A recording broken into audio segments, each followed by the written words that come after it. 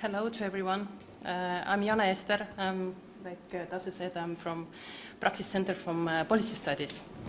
Always happy to cooperate with the neighbors from over the one side of the borders and also from the other side of the borders, and to learn different practices, share ideas, and so on. Praxis has been active on this issue already for more than 10 years, I would say. So the funding issue of CSOs is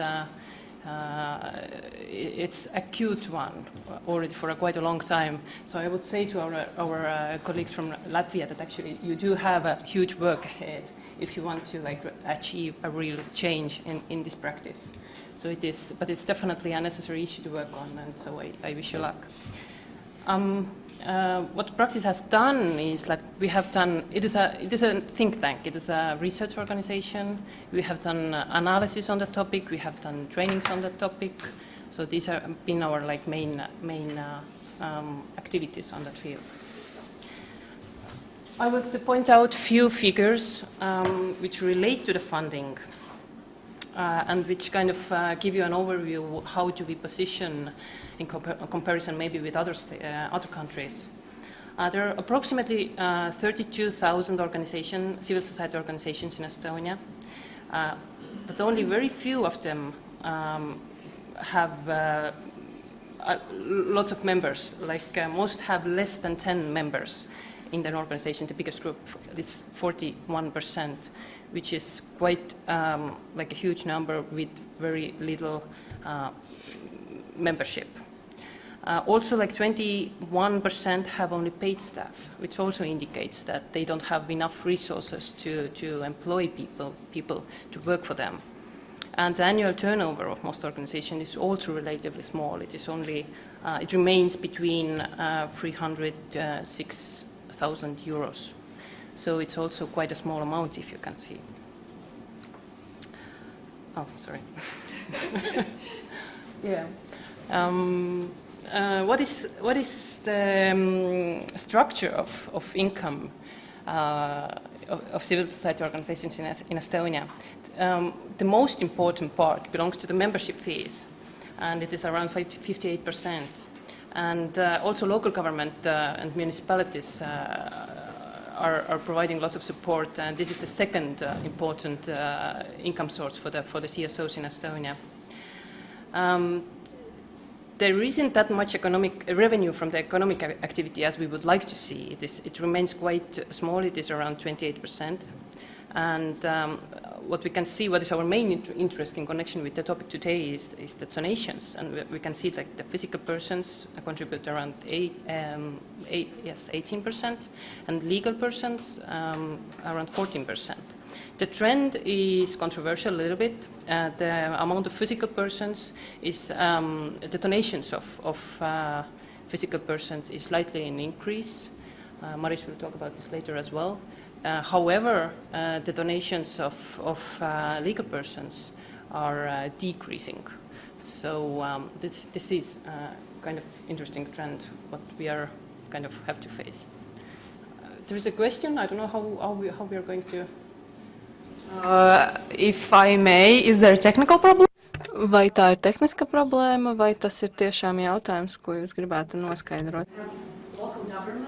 So hold on, we need the mic for that because it needs to be translated. But we kindly ask to keep that for later if you can, so that we don't, lose focus on the priorities, please. Yeah? Okay. Save the question. Okay. So the overall picture of Estonian civil society is not bad at all. Even we could say that our position is one of the best ones, or the best one among Eastern and Central European states in this region. However, we can see the most worrisome thing, or the most important thing is the financial sustainability is among those topics which have received the lowest scores. And again, it has worsened over the last few years. So this is the overall picture of Estonia. So what are the challenges related to the funding when we have studied it and what we have found out? As I pointed out already on the first few slides, there is a heavy dependence on local government support. I have the right slide. And membership fees, which means that the diversity of the income structure is quite low, and it makes the CSOs in Estonia very vulnerable and dependent on one certain or very few certain funders. If they finish or stop the funding of the CSOs, basically they remain without any revenue or without any income. So, and we can see, like, a few years ago, it was around 50% of those organizations who had 3 or more income sources, but now it has decreased again, and it was around 40% or even less who had 3 or more income sources. So it is, again, it is in a slight decrease what concerns the diversity of different income sources. What is also a little bit worrisome is that the private sector donation and the cooperation in general remains still underused. The cooperation remains, it is not strategic, it is not long-term, it is rather one-time activity. The amounts are relatively small, what are like donated to the CSOs. It's less than 10 euros or around 10 euros something. So what we are trying to achieve is rather a long-term strategic philanthropy and long-term cooperation between physical persons, between legal persons as well, and non-profit organizations. Another important topic is what we are trying to push the CSOs to understand is that they have to start to think more like business organizations. They have to make business plans. They have to start to sell their products and their services and to think about the profit, so to say. So their modus operandi has to change a little bit, and they have to think also how to manage and how to earn money by selling their products, by selling their services. This will give them a chance to stay alive. Another important topic, what concerns the challenges, is the funding of CSOs doesn't support the development of the organization. As we saw from the first point, that there is a very huge dependence on the project grants. It means like that the funders support directly certain activities, but the rest of the activities, like the organizational activities, remain non-financed. And it is very difficult for these organizations to find funding for their activity costs. And there isn't specific programs even that would support such kind of development of organizations. To move on, the funding of CSOs from the local government budget or state budget remains a little bit non-transparent. I wouldn't say it is like related to corruption directly or something, but it is still not understandable who gets money, for what reason, why, what is the impact, what they would like to achieve, and so there isn't like clear procedures written down, who can get it, which, why, and for what. And also, there isn't like a sufficient feedback why one hasn't received funding, for example, that they could learn from it. This is what, when we are doing the trainings, for example, for the funders, this is one thing that we emphasize a lot, that explanation about like how, why a CSO didn't match with the criteria of funding should be like specifically pointed out. This kind of feedback should be given them.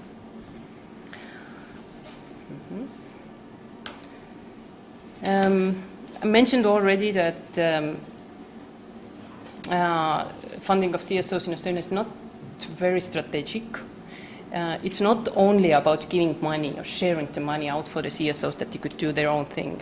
It is, it should be more about a conscious, strategic decision how to achieve together and in cooperation the public benefits or the mutual aims, the aims that the public funder has defined somewhere in the strategic paper or in strategy. So this link between public benefit and funding of CSOs is often missing. It's improving, and we are trying to promote it, but it's still a little bit work to do on that. Also, the impact of the funding is not measured. Now the impact initiatives are starting to be more, or they're trying to do it more, and we hope it's going to continue. There is, as a consequence, there is strong polarization between has taken place between CSOs in Estonia, which means that there is a huge part of those organizations which remain like which have little resources, which try to manage day by day how to survive, and then there is a small proportion of those who manage pretty well, who have staff and who have used volunteers, etc. But we say that there isn't like a big and strong middle class in our civil society picture, which could be a problem. So actually, I'm going to pass to Maris now, who's going to talk about the next steps, what the state is trying to do. Okay, thank you, Jana. I'm looking into the trends from the civil society side, and I like the way civil society is not just talking that, well, things are really bad and nobody supports us, but I really like it when in civil society we try to find ways how to make the environment better for funding, as well as to learn new skills and knowledge to face the trends and to manage with the situation that we have. So in Estonia we are in a quite a good situation because our parliament has adopted the civil society development concept, which says that civil society should be a priority in the country. The concept was approved 15 years ago, and we cannot say that all the developments have been going as we would have liked them to see. But still, we know that we have an agreement between the public sector and civil society that we need to do the work and contribute to the better environment of civic action. And this is how the funding issues have been actually in the national strategies and action plans also for some time. So Jana showed you some statistics from how organizations themselves have said what are the most important income sources for them. I'm now showing you statistics from the tax board, which just describes from the annual reports where does the money come to civil society organizations. And we see that there is a huge part actually coming from membership fees, which I think is a really good thing because it shows that people themselves, they want to give to the organizations they are working for, and also they want to give to the aims that the organizations are working with. Also, it's not maybe that bad with the services. It's becoming better. Organizations find their way to earn revenues. But if we are just looking at the last part, which is almost equal, together grants and donations, because in Estonia, when we submit our annual reports, actually organizations, they put donations and grants in one field. That's why the numbers are together. Then we know that we will have less public grants. And that's why we need to keep up the donations to come to the organizations, because otherwise the organizations won't manage. So we know that there is these two trends. At first point, there will be a decrease in public money for sure, and there is a need to involve private money. And then there is another trend that we see, that organizations are actually learning new ways to manage their activities and to involve people. So for us, the main question is how to use these trends and to build better policy. Just to illustrate some of the things that were already mentioned, that yes, in Estonia we have seen a rise in private giving, but at the same time we have seen that corporate giving is not getting up so easily. That's why probably there are needed some policy measures to motivate enterprises and businesses and owners of businesses to be more involved in social causes. But the good trend is that we also see that actually the number of the people and the enterprises who are donating, this has been rising.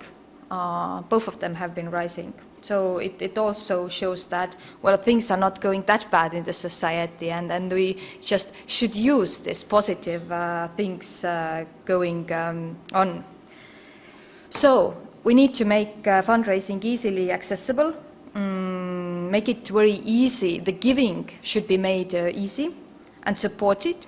And I think if we also work with the culture of giving and culture of fundraising, then it's also possible to decrease this polarization of organizations, that there are less skilled organizations which don't manage, and then the better ones who do manage, and we don't want to have a civil society which is unequally structured. It's not so easy way to to know that your slides are at the back, but we try to manage, and I have the final word with some of the proposals that we have been working together with the Ministry of Interior.